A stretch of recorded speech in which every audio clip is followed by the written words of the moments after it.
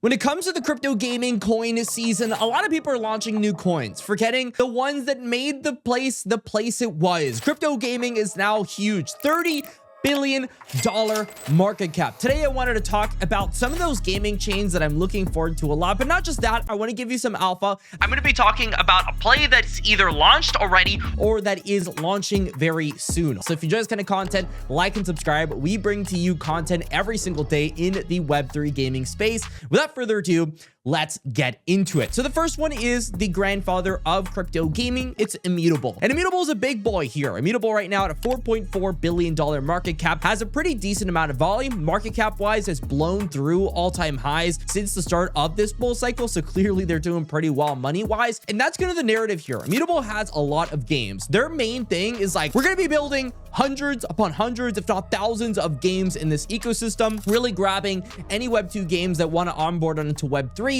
with what is called the Immutable Passport. So that's their main narrative there. They do have some pretty massive grants that they are offering. In fact, if you look at their Twitter, they announced recently the Inevitable Games Fund, which is a $100 million fund that they're doing alongside Polygon and King River VC, which is focused entirely on Web3 games. So if you're building a game there, then they have funding there for sure. That's their main thing when people are building on IMX. Some plays that I'm looking forward to is Illuvium. I know a lot of people are quick to kind of discount what Illuvium has done since the start of their project, but to be honest with you, I mean, Overworld, it's gotten fixed. It's going to be releasing pretty soon. A lot of people are going to begin to talk about this again once it comes out, because in my opinion, they've done a pretty good job. Am I a fan of games like Pokemon? I'm gonna be honest, like, I didn't play that much Pokemon growing up. Auto battler games, didn't really play a lot of TFT. But for those that are interested on this genre, I do think that there will be a hyper niche that will be served with Illuvium. So it's definitely not a game that you want to count on just yet. And where it is in terms of a market cap, it still has a lot of room to grow before it gets to its old all-time high. So I do see a lot of potential here for Illuvium. In terms of games that are going to be coming out very soon as well, we have Guild of Guardians, which is pretty much one of the IMX flagship games. Right now, if you look at the market cap, pretty much hit brand new all-time highs. We know all about the fact that bear markets are very bad for holding coins, but bull markets, they tend to be a lot better, with Guild of Guardians being up 166%. We actually have an announcement from IMX saying that Guild of Guardians is going to be available to every gamer across Google Play and the Apple App Store. This is huge. You know, the team has worked on massive games like Riot Games, Activision, Square Enix, and Bandai Namco to provide an engaging and addicting gameplay experience. So I think Guild of Guardians, its global release is May 15th. There's going to be a run up on this one. A lot of people are hyped for this one, and this ecosystem is just too big for IMX to not do well with Guild of Guardians. So the next one is Beam. And now Beam is one that we've talked about on the channel, is actually one of our top gainers in our portfolio that we made back in November. It's now at a $1.8 billion.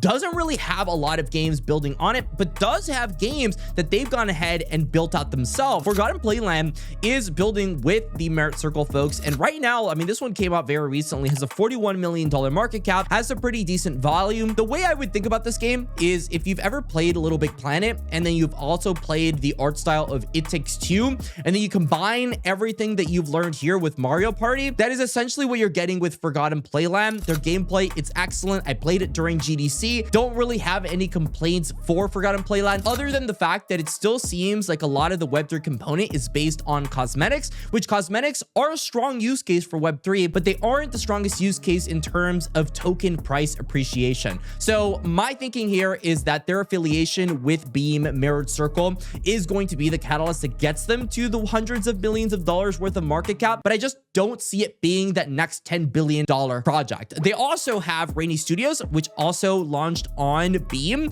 They have been doing extremely well as well. It's a card game. People like card games. They're going to invest into card games. They got the first movers advantage on Beam. You can see here with the price section that they're already doing well. They have the Kanpai Pandas, which is an NFT collection as well, that are going ahead and being a part of this whole experience. So they're probably going to do well as well, because the Kanpai Pandas are doing excellent. Now, the next one on this list is Gala. I mean, we our channel talks about Gala. So we gotta talk about Gala here. Over the past year, they're up 80%, finally moving. The chart hasn't been doing anything for a long time. It's at a $2 billion market cap. Gala, I think this was going to be a pumper. I just saw this rant from Jason Brink, their president of blockchain at Gala, and he talked a lot about the fact that like, oh, you know, like a lot of people ask us whether or not we're a gaming chain or not, but the reality is that we're like the daddy of DPIN. I mean, I guess if that's what you want to call yourself. I just think of Gala as like an L1 chain at this point. I probably would not invest into the games in Gala Games. Of course, none of this is financial advice. You're free to do whatever you want, but there's just a lot of uncertainty in terms of what the games are doing on Gala. I'm sure the token's going to do great. There's Materium here that had this massive pump as they had announced that they're finally going to be actually like putting out a white paper that people could look at. We'll actually know what's going on with Materium. This is the token, the magic token for the Mirandus ecosystem, and that's their flagship MMORPG game. It's hard to be bearish on a token that only has a very low market cap in relation to their actual chain, which has $2 billion. I mean, the difference is crazy. It's absolutely crazy. So it's hard to be bearish there. In terms of other games that I'm bullish on Gala, to be honest, it's just pretty much Mirandus. Like I would just put it there, and probably not the NFTs right now. Now, the next ecosystem is Ronin. Ronin, I'm extremely bullish on. I do think Ronin is going to go to the tens of billions of dollars worth of market cap. Like that doesn't seem far-fetched to me at all. They just blasted through all-time highs like it was nothing. Back at that $4 range, incredible growth appreciation. It's just hard to be bearish on Ron. I mean, they fell into disarray. There was a huge hack. They somehow clawed back. I mean, 99% of chains would have just died there. And they facilitated the most die-hard community. They're just like Solana. I mean, Solana went into this huge death spiral when Alameda Research went ahead and collapsed with the FTX stuff. And then they came back out of nowhere. And now Solana's at $200, almost making new all-time highs. I see Ronin in the same way. They had that disarray event. They came back stronger than ever, and they are just killing it right now. With Hydro Chronicles being pretty much the big play that I'm looking forward to right now. They have just the most strong IP. They have a Webtoons out there. They have a mint coming up. I'm really excited to see what Hydro Chronicles ends up building out. If you're looking for a token that's already launched, we've talked about this on the channel already. It's Pixels Online. We talked about this around the 60-cent range, so we're not up too much just yet, but we are up quite a bit. This is pretty much the most played game in all of Web3 right now, so not something you're going to want to sleep on at all. It is pretty much just used in the game. It's the governance token for Pixels. It pretty much used in every little facet in the game. So now the next chain is Optimism. Now Optimism is an interesting one because people aren't talking about this one. There's just not a lot being built on Optimism right now on the gaming side, but they did announce that Ryan Wyatt was going to be building on Optimism, which if you didn't know, Ryan Wyatt was on YouTube. It was on YouTube Gaming, and we love YouTube Gaming because it has had a profound impact on society in terms of exposure. And so I'm extremely bullish on wherever Ryan Wyatt ends up going. He went to Optimism. It's at a $4 billion market cap. You know that they're going to want to go ahead and eat up some of that. So I'm sure that Optimism, it's going to be one of the key players in the crypto gaming space. In terms of projects that I'm looking forward to, I'm looking forward to Ancient 8 as the primary, play on Optimism. It's an L2 built to onboard the next 100 million Web3 citizens. They're also going ahead and working with Web3 games, of course, to build out an ecosystem. The first of those being Pirate Battle, where you can build your pirate haven, attack and steal your friend's crypto bounty in this epic online pirate experience on Ancient 8. So I'm looking forward to seeing when this launches. They did have the test net that's been out for the longest of time. Their main net is coming out pretty soon. They're having a campaign for that, so do look forward to that. And that's Optimism for you. Now, the one that's the strongest for me is Solana. Solana is really strong, very strong, because it's got the pumponomics. It's recently been pumping a lot because of meme coins. It's hard to understate the impact that the Solana Foundation is having on Web3 games building on Solana. There's this huge resurgence in crypto games building on Solana, not just because of the fact that meme coins have propped up the value of this token, because let's be honest, like if that was the case, then people would be on Ethereum. It's more so the level of support that people like Toli and Solana in general has been able to give a lot of these crypto games that are wanting to build on this chain. That's really the main appeal when it comes to Solana. So they're going to be a force that you just don't want to mess around with.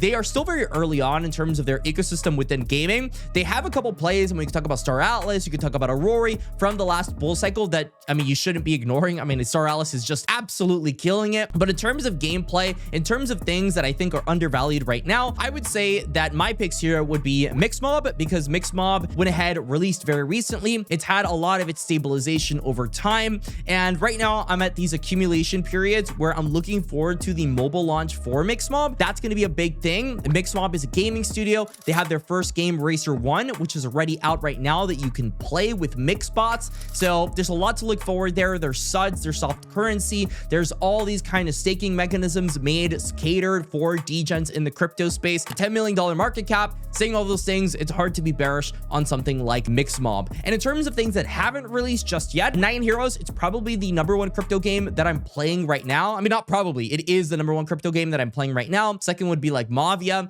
but they do have a social campaign that's running right now for Nine Heroes. You could go ahead, enter link in the description, use code 0xJesusMartinez. I'm participating in it, so I figured why not? You get some meows in the process. Those meows turn into the Nine token, which is used within their ecosystem. Think about this game a lot like Overwatch with kitties and mechs. That's pretty much the TLDR. They do have different movement systems as well as different combat systems that, in my opinion, make this a bit of a leg up versus Overwatch. I like fast-paced games. That's a big reason why I like games like Dead Drop from Midnight Society that are going to be coming out. So I'm looking forward to Nine Heroes. I think this is going to be an absolute killer on Solana and should be coming out fairly soon. Now, the last one that I want to talk about is AVAX, because AVAX had a massive presence over at GDC this year. That's the Game Developers Conference. They had this huge booth with a bunch of games building on it, but this thing's at $21 billion market cap. Let's be honest, like, you're not the earliest in the world when it comes to this ecosystem, but they have doubled down and they built out a program for games, which is important to keep in mind because they have a lot of money, clearly billions of dollars, and they also have support that they're giving to games. So what games am I looking forward to?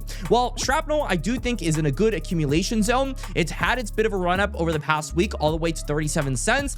This is pretty much a AAA shooter game. If you're into things like competing in leaderboards, then you're gonna like STX. That's your leaderboard system that they've been running, giving out hundreds of thousands worth of dollars. Feels like these guys have the money printer. They're at a $69 million market cap with a massive fully diluted. They've changed their vesting very recently to be more favorable for people. It's a lot more longer term, which I love to see. And I'm looking forward to seeing what Shrapnel builds. Are they the best game in crypto gaming? I don't think so. I mean, that's just safe to say, in my opinion. I don't see them as the best crypto game, but I do see them as one of the top contenders for games that are just trying to get that much better. And by the time they launch, they very well could be the top crypto game in the space. And in terms of games that I'm looking forward to launch on Avalanche very soon, I think a lot of attention has been focused on Bloodloop. They are having a public sale on Seedify pretty soon. And you all know, I've talked about Seedify on the channel before. We got in very, very cheap, sub $1. And so we have enough tokens to be able to participate in this kind of stuff. But Bloodloop, they're launching Bloodloop Shard. Bloodloop is one of the top games that are building out. It's a hero shooter. It's 5v5. They have Energy War. They have Team Deathmatch, a couple game modes to look forward to.